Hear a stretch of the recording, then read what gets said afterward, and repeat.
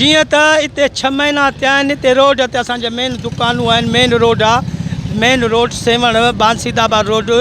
जेको 6 महीननि खां हिते गटर लाइनूं जेके आहिनि लीकेज आहिनि हिते सॼो ॾींहुं गोॾे ते पाणी बीठो आहे 6 महीननि खां असां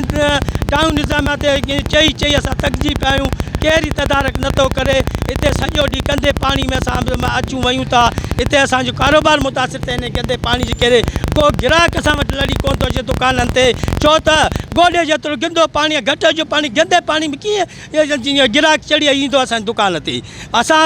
पुरज़ोर अपील कयूं वज़ीर आला सिंध साईं मुराद अली शाह खे त नोटिस वठनि इरबान टाउन इंतज़ामिया ते चेयरमैन खां पुछा कनि असगर बंद साहब खां पुछा कनि त ही 6 महीननि खां इन्हनि जेके पाइप लाइनूं जे गटर जो छो तव्हां इहो तब्दील नथा कयो हिते गंदो पाणी जेको